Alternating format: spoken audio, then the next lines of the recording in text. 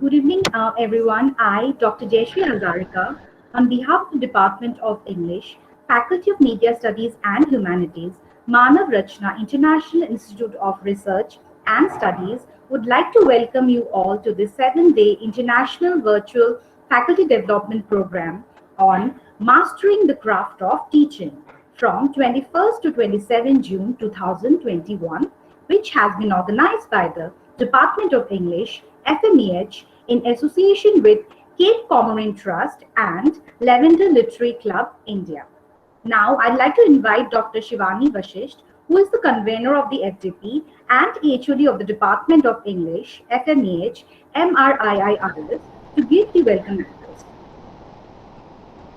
Okay, thank you, Dr. Jayashree. I hope I'm audible to everyone. Yes, ma'am, you are audible. Okay, thank you. So I, Dr. Shivani Vashisht, as convener of the 7-day faculty development program on the craft of teaching, welcome each one of you. This faculty development program is jointly organized by the Department of English, FMEH, Cape Comorin Trust and Lavender Literary Club. The Department of English is a vibrant department with enthusiastic faculty members. The department conducts annual conferences that we usually hold in the month of January every year, faculty development programs and workshops regularly to keep the members abreast with the latest research happenings in the discipline. The faculty development program has been designed to equip the members with innovative ideas and methodologies to make the classroom teaching and learning experience desirable, effective, and exciting to the student. We all are from the teaching fraternity, and over the past 2 years, roughly now, we have seen a drastic change in our pedagogy. This has happened mainly due to our shift to the online mode of teaching as it was required due to the onset of pandemic. This transition was not so smooth for some of us. Some struggled, some learned, and still some are grappling to learn more to improve our style of teaching. Moreover, I believe a teacher is no longer a person to deliver the content. He or she is also a mentor, a facilitator, and guide to the student. Thus, we all need to continue to upskill ourselves so that the classroom teaching becomes an exciting experience for both the teacher and the student. So what skills should one have to be role model to the students? How to conduct the classes and to engage the students in a meaningful manner?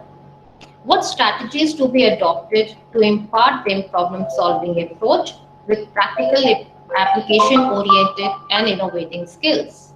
So these are some of the questions that will be discussed in these 7 days. And for this, we have invited eminent speakers both from national and international repute. So I wish all the participants best of luck and assure them that these 7 days will be full of mutual learning from each other experiences. And at the end of each session, I would request the participants to give their feedback, not only by filling up the feedback form that usually will be pasted in the chat box, by also communicating with them, talking to us, sharing their experience, so that all these 7 days we all learn and we enjoy being connected with each other. So with these words, I welcome you once again and thank you all. Over to you, Dr. Jayashree. Thank you so much, ma'am. Now, I would like to invite our Dean, ma'am, Dr. Maithili Ganju, who is the Dean of the Faculty of Media Studies and Humanities, MRIIRS, to bless us with her words. Ma'am, over to you. Thank you, Jayashree. Namaskar. A very warm welcome to all of you here. I would like to especially welcome our guests who have been joining, who will be joining us and have joined us today from overseas. We have with us Dr. Abdul Muqit, whom I just saw a second ago, and we'll be soon joining by Dr. Abdul Latif also for this FDP. I'm very, very obliged that they are a part of this interesting 7-day FDP that we are going to be launching here. And on behalf of the entire management of Manav Rachna, I welcome all of you to exciting 7 days. As Dr. Shivani just introduced, that this faculty development program is something that we have been doing now with our partners, the Cape Comorin Trust and the Lavender Literary Club. This is the second year that we are into having a FDP with them, and it has always been a pleasure to do this together and take it miles from where we started. So a very warm welcome to all of you. I see a lot of a big number of faculty members from across the country and the globe, and I see young people here also, I presume, who are the research associates, etc. So as Dr. Shivani was telling us, this is going to be about online teaching, online learning, the pedagogical changes, and how to equip ourselves in these times that have been very testing. With these words, I actually want to start the program, and over to you, Jayashree. And I want to wish a very great success to the organizers, the Department of English in FMEH, and the partners, Cape Comorin Trust and Lavender Literary Club, and a huge round of welcome to each one of you as the day progresses. Thank you very much. Thank you so much, ma'am, for your inspiring speech. Now, I would like to introduce the first speaker of the session, Dr. Gada Tosin Abdel Latif. She is an English instructor in Beni Suef University, Beni Suef Governorate, Egypt. She has completed her PhD in English literature from the Faculty of Arts, Cairo University. She has worked as a trainer, team leader, senior technical administrative assistant, and community participation assistant manager for various organizations. She led the initiative of Creative Technical Generation for primary and prep stages in cooperation with the Ministry of Education. Dr. Latif also participated in preparing MOE strategic plan for Beni Suef Governorate. She has also done a variety of consultancy works. She has attended various trainings and has been given prestigious rewards and is the member of different national as well as international councils. So, ma'am, I'd request you to start the session on teaching reading online. Before that, I'd request the participants to keep their questions ready. And after the speaker finishes her 1-hour session, you can ask your questions or you can type your questions in the chat box. Ma'am, over to you. Hello all, I'm so happy to be with you today. I'm sharing my presentation. Okay.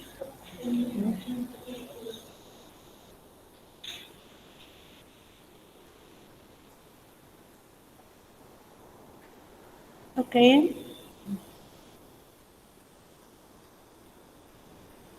I'm tackling today teaching reading online. Okay, well, certainly you find yourself teaching reading online. This is, of course, a familiar zone, and perhaps you are overwhelmed. Who has time to learn a new methodology? Okay, there is good news. Flexibility is the hallmark of strong teachers. When remote learning models that already complicated process of learning to read, teacher got creative and find solution. When a child is learning to read, they are engaging in an incredibly complex cognitive process that demands decoding, memorization, identification, comprehension, and motivation. That means that teachers need to bring an understanding of the science that supports that cognitive process to their literacy instruction, along with a sensitivity to the distinct skills and needs of each student. We have some principles we have to follow. We have to keep it simple. You have to do your best. You have to model it. You have to think outside the box. How to teach reading online? Who expected for the schools to be closed? None of us, right? So we are in an unexpected, unfamiliar case. But the good news is that flexibility is the hallmark of a good teacher, and we are all really going to be using that flexibility muscle. While virtual learning poses many questions for teachers, one of the critical questions, how can I teach my student to read virtually? Okay, first, use two devices when reading aloud with students virtually. Before we dive into the actual teaching component, it's important that you are set up and prepared with the right technology. Whether you are using Google Meet, Zoom, or another digital platform, I recommend having one device where you share your screen with the student so they can view the digital resources you are using. Or using a DocCam or other webcam to share physical resources. Then you would use the other device to engage with your student. A plus is also being able to see what your students see so you can adjust accordingly. Just a second, ma'am. The slides are not being changed. Can you please keep changing the slides? It's stuck on the first slide itself. I know it is not a change because I explain each point. It is the headlines only. Okay, ma'am. So I am explaining the first one, how to use two devices when reading aloud with a student virtually. Okay, ma'am. Okay? Yes, For ma'am. the second one, administer reading and benchmark assessments.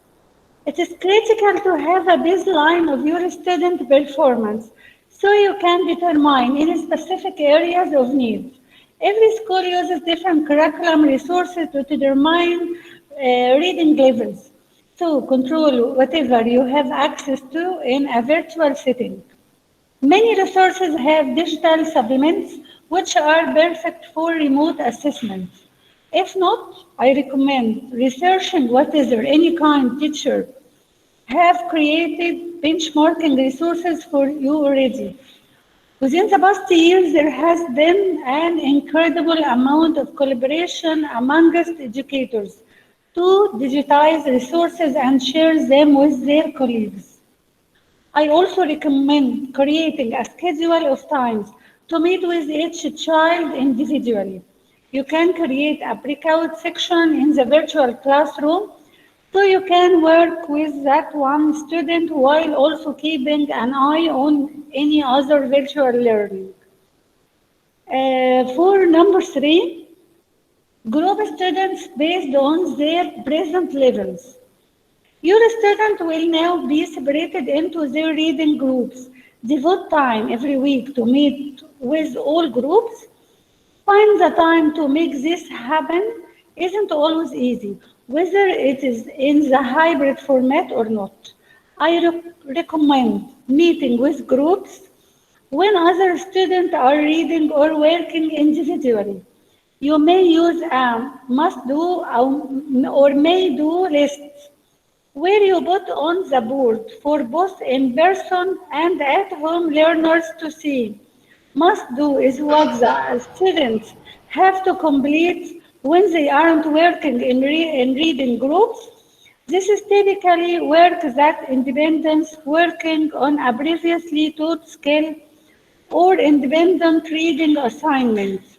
For may do, or the activities you set aside for students who have completed their must-do list. Okay, I am in number three, how to make group students based on their present levels. Okay, I explained how to make must-do and may-do lists. For must-do, that is the student have to complete what they are working in reading group.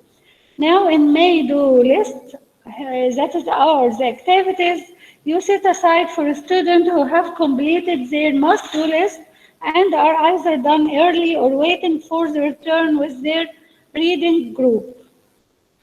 Read through the list, model what they have to do for each item, and have a student repeat what it says before breaking into groups. This does take time. Students will need to learn to get familiar to devoting time to work on their reading skill individually. But once they do, it makes the rest of the year move smoothly. For number 4, try round robin reading. A way to reach every student throughout the week when teaching reading remotely, whether it be allowed in small groups or individually, is it to give them the opportunities to read aloud to their classmates. It doesn't even have to be solely. Reading can be worked on across all disciplines. So give students the opportunity to read out loud as much as possible. This can take the form of reading direction for an activity or worksheet, or having a student take turns reading word problems in math or photo captions in science and social studies. Whatever the subject matter is, all students can participate in reading in any classroom format. Switch off between having in-person and virtual learner read out loud. Sometimes you can keep a checklist to make sure I heard everyone's voice that day.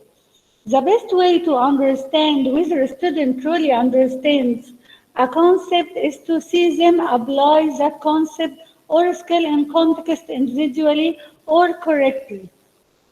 Number 5, stop for comprehension regularly. Besides reading, comprehension is the most to help a student understand what they read. First, make connections. When a student connects what they already know to what they read, it helps them focus. Show your student how to make connection when you read aloud. If a book mentions places you have been with your student, talk about those memories, then have your student give it a try. Number 2, ask questions. Asking questions encourages them to look for clues in the text. When you read together, ask questions to spark your student curiosity. Ask things like, what do you think will happen? Or how is that character feeling? Number 3, make mind movies. Visualizing helps bring a story to life. That is where mind movies come in. When you read with your student, describe what the scene looks like in your head. Talk about how it makes you feel. You can use other senses too. For example, if the scene takes place outside, what does it smell like? Then invite them to make a mind movie too. Point out how their movie is different from yours. If they like to draw or color, encourage them to make a picture of the scene too. Number 4, look for clues. When you combine what you already know with clues from a story, you can make guesses or predictions.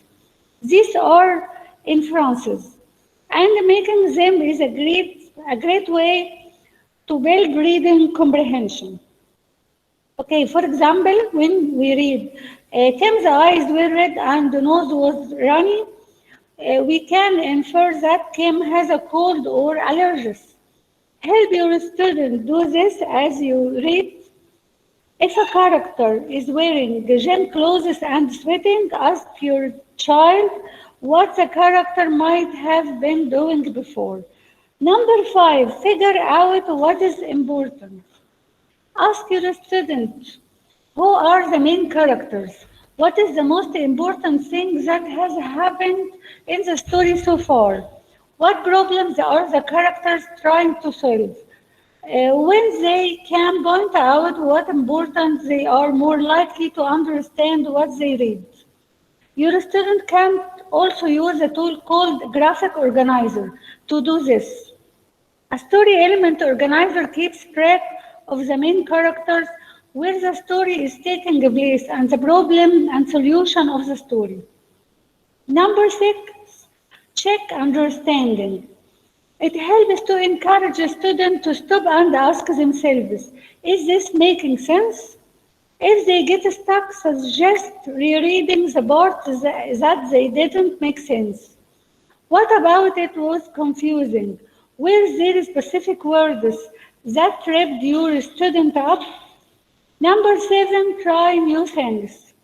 The more students know about the world, the more they can get meaning out of what they read. You don't have to take an expensive trip or go to a museum to do this. So, you can expand student background knowledge and vocab in lots of ways. Shooting hoops or watching a baseball game can help your student connect more with books about sports. Riding the subway might make your student interested in books that take place in big cities. Even with these tips, some students still have hard time understanding what they read. Okay, why students have trouble understanding or remembering they read? First, asking questions. Have a student pause at the end of each paragraph and ask themselves, do I understand what I just read? If not, reread the paragraph.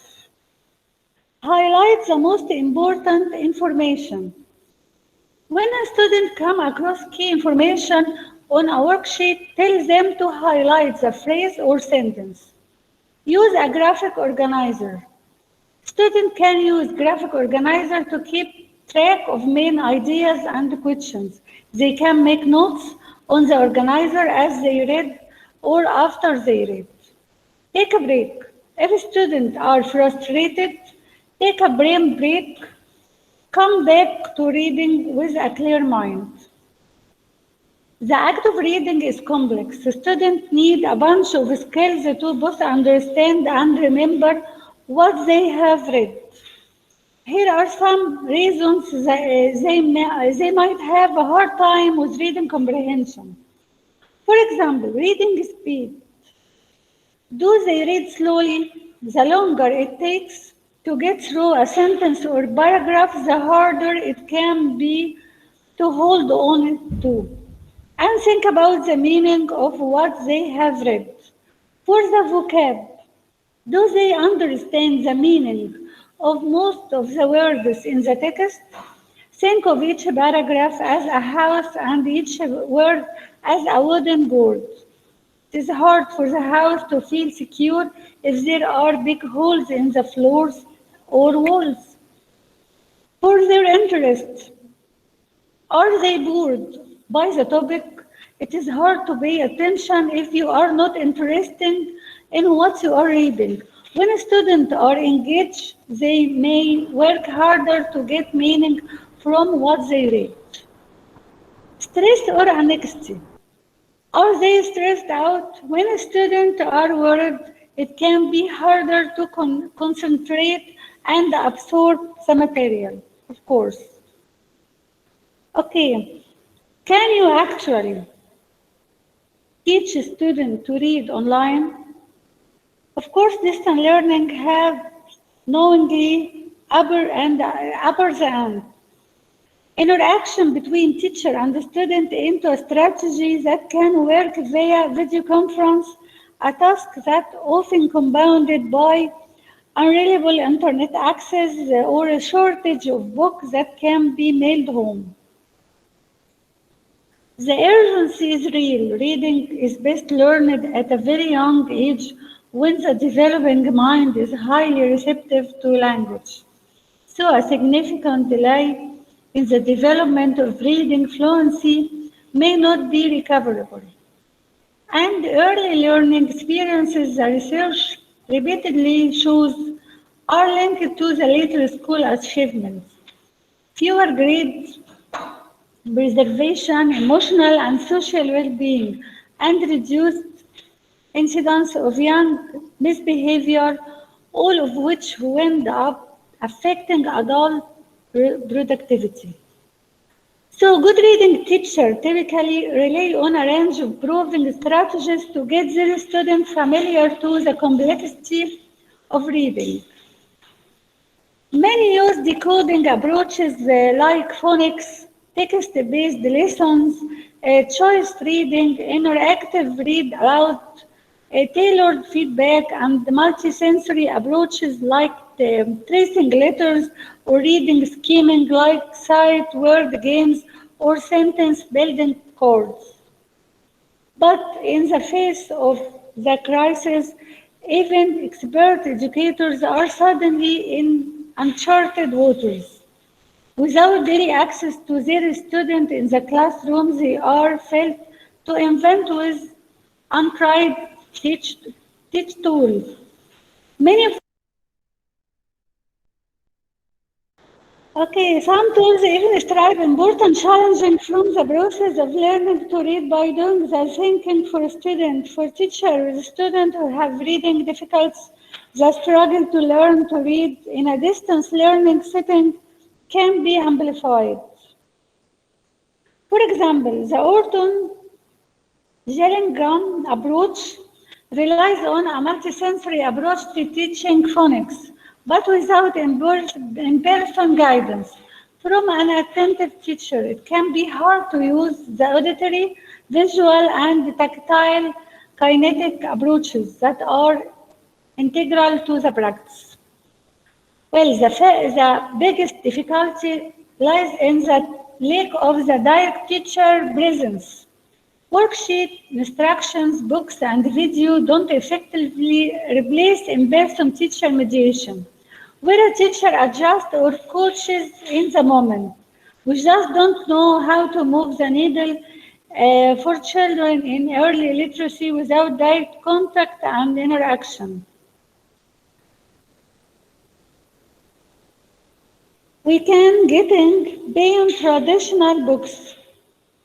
Okay, it is also important for teachers to let go of fixed ideas of what the text is.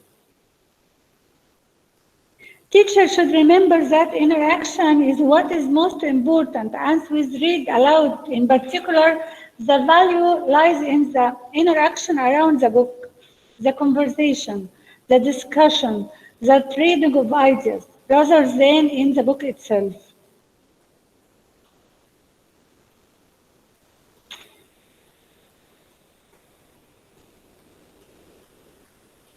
Okay, for strategies for teaching reading online.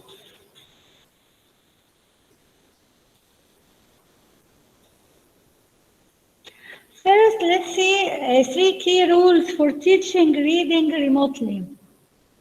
It might be helpful to keep a few basic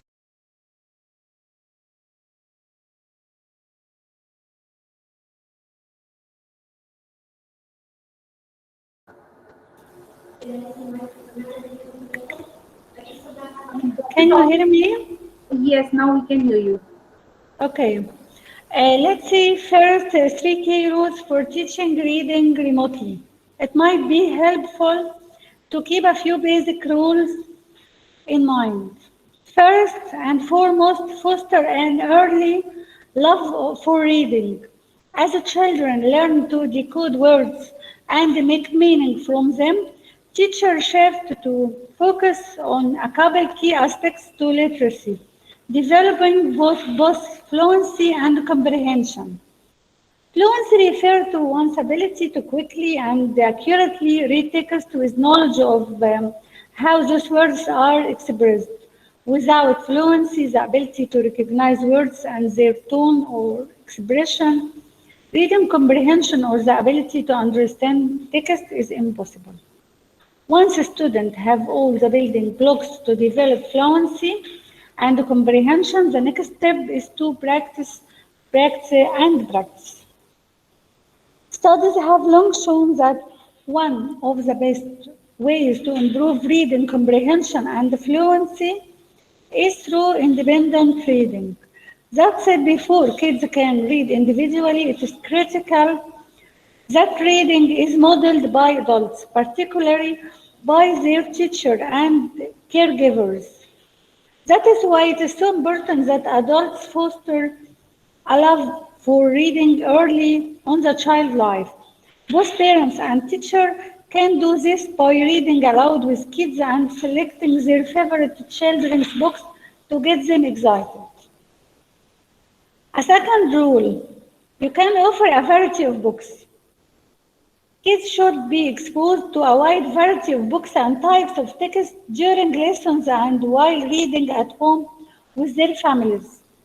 Educators can select different books to engage a whole class with during a choosing read aloud time, while also providing children with level readers that are suitable for each student's personal reading level.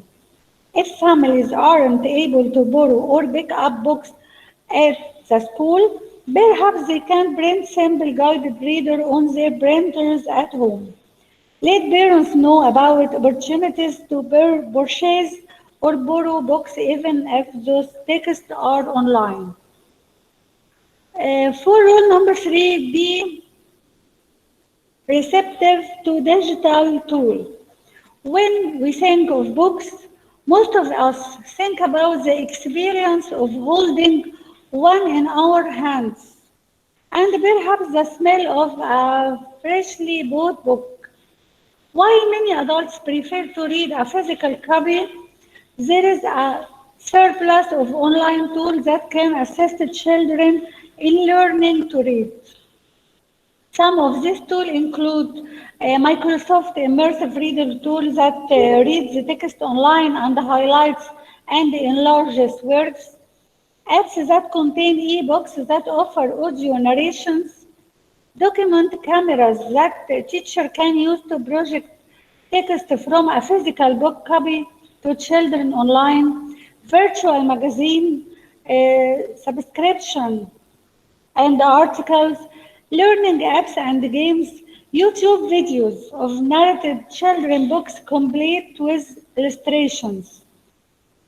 While there is no replacement of reading with a physical copy of a book in hand, the digital tool mentioned can go a long way in supporting little learners developing skill as they master literacy and form an early love for reading. Okay, let's see the strategies for teaching reading online. First one, make lessons short and sweet. If you have ever been on a Zoom call, then you already know that starting at a screen for a prolonged amount of time is fierce.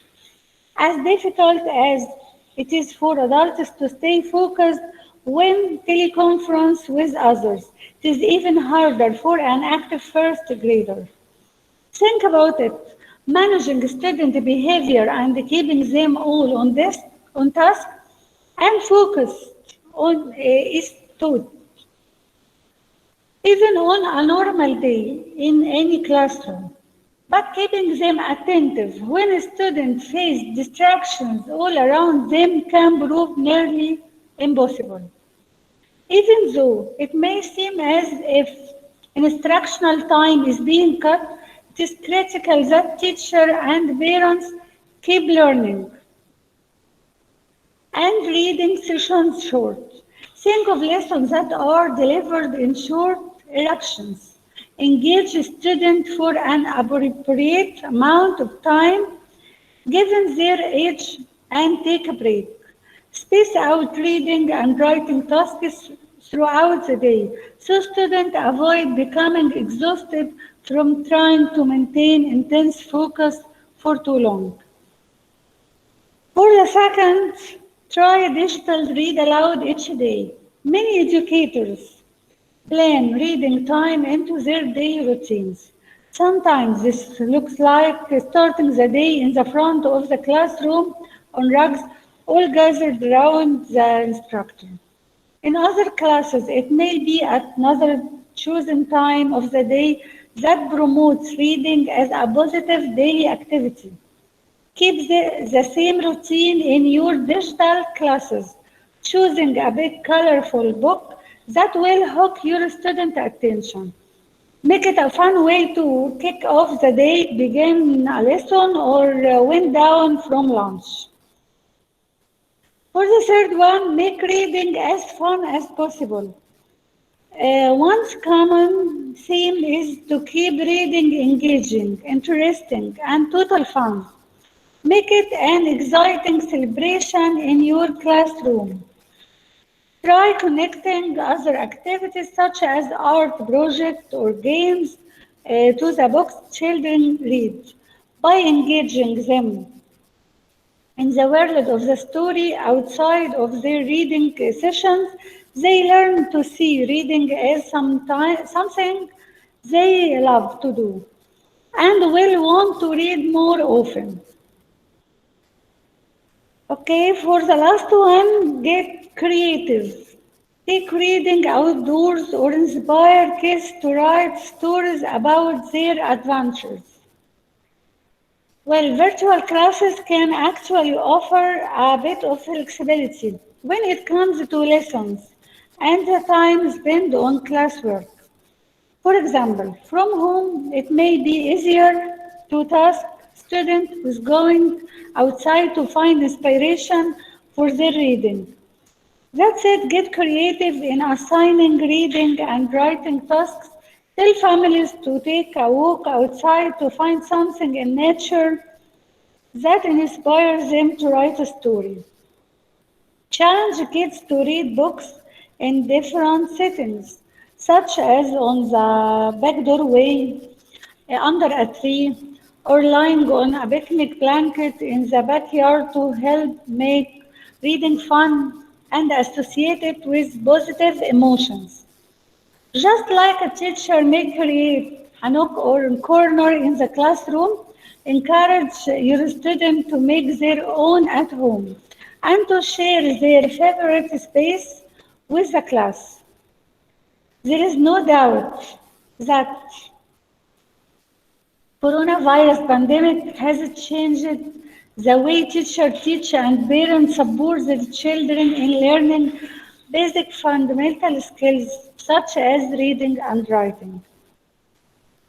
While the thought of the potential learning loss is frightening, we must learn to adapt practices until school can get back to something closer to normal. Okay, in fact, these tips can assist young learners for years to come as teachers find digital strategies that work in the classroom as well. Utilize these strategies and remember that the most important aspect to teaching reading remotely is about promoting a love for text and practicing as much as possible. Okay, thank you. So happy that I participate with you today. Thank you, ma'am. And we have a few participants who have some questions for you. Would you like me to read for you, or will you be reading it from the chat box? Ma'am, shall I read for you? I can see the chat box. Yeah, okay. Okay, I'll just read it for you. We have Prerna Goyal. She has asked that does online classes does not become a barrier for those who have special kids who require utmost attention.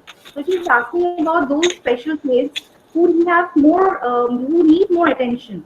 So does online class become a barrier for those kids?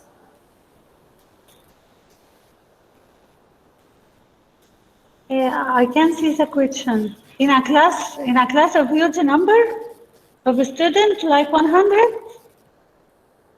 This is a question? No, ma'am. The question is whether for a kid with special needs, if he or she does online teaching, so does it become a barrier for the kid? Because a special kid obviously needs a little more attention than the normal kids. So will it become a barrier? Does online teaching become a barrier for them?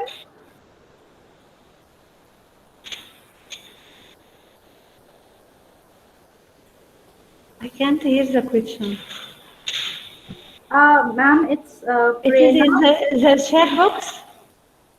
Yeah, it's in the chat box. It's the name of the participant is Prerna Goyal. Shwena Goel. If you just scroll a little up, you'll be able to see her question. Does online classes become a barrier for those who have special kids who require utmost attention? The question is about the attention to the kids in online classes, is right?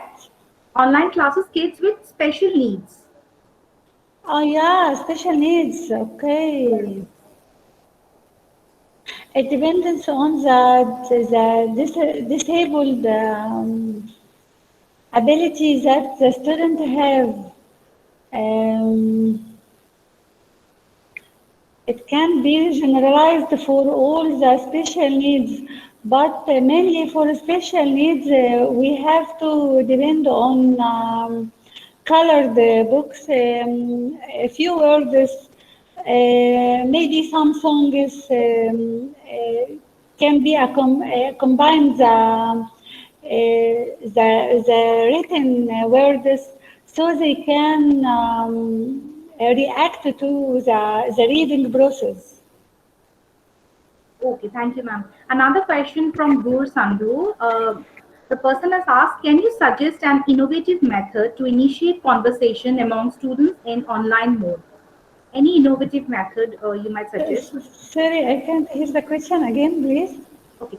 Can you suggest an innovative method to initiate conversation among students in online mode? Yeah, conversation, okay. Maybe we can adapt role play strategy. For example, when we are teaching a student a book novel, for example, we can select a part where is two characters are negotiating or dialoguing with each other, so we can assign role play and urge students to practice it in front of the teacher and in front of the whole class online, so they can practicing conversation. Okay. Another question, ma'am. Can engagement of students through YouTube video review would help in interactive and excellent online lecture? So, whether YouTube or video review would help in interactive lectures through the online mode? YouTube? YouTube video reviews would help in interactive and excellent online lectures. Yeah, of course, YouTube can help to improve reading skills because sometimes, especially short novels or novels for kids, it is visualizing and written. For example, the story, you can see it as a video and also as a subscription. It is written under in the under part of the screen. So it also can improve the reading quality of the student. Okay. Ma'am, two participants wants to know about this round robin reading that you have talked about, the round robin reading. They want you to elaborate more on it. Sorry, I can't hear you. On the round robin reading that you had elaborated on, they want to know more about it. Sorry, again. The round robin reading, if you scroll up on chat box, you can see here Dr. Gulshan Akhtar and Sasta Mohammed has asked for this query to elaborate. I'm scrolling already, but I can't find all these questions. It's a little top on the chat box. Okay, kindly elaborate what is round robin reading, please. Okay, Yes. okay. Yeah, okay. For round robin reading, okay. Can we contact to discuss round robin reading because it is a strategy that is not fully with me now. Okay. And just on a lighter note, we have a lot of participants who are, very happy with this session, and they have sent a lot of thank yous towards you. And one person has said that I believe that this lecture was actually the need of the hour. Very insightful and enlightening. Thank you, madam. So, ma'am, you have got a lot of fan following here. Thank you. And if anyone has some extra questions, they can please raise their hands also. You can raise your hands and then we can come back to you. If any more questions. Yes, we have a John C. Who has raised his hand. John C., can you unmute yourself and tell us your question? John C. Cristobal.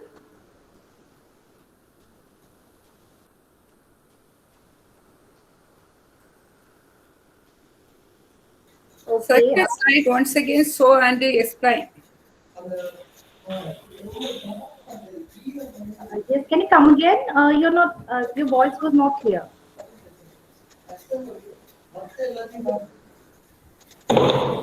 Second slide, want to show and explain.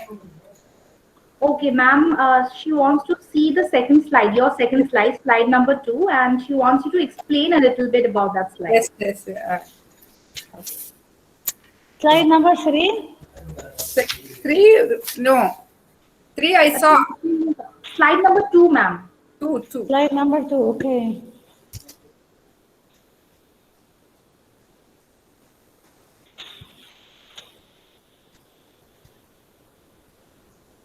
Is this one? Yes, madam. I speak about the simple principles that you can keep in teaching reading online. To keep it simple, not too much reading for a student. Do your best to create some techniques to take their attention or to draw their attention to the reading topic. Model it. You can start read aloud first by your voice, and then ask them to model it. And think outside the box, as I explained in other slide. You can ask them to go outside to nature and get some practicing. You can remember with them some places you have visited before, and you can get back the memories and so on. Okay, thank you, madam. You are welcome.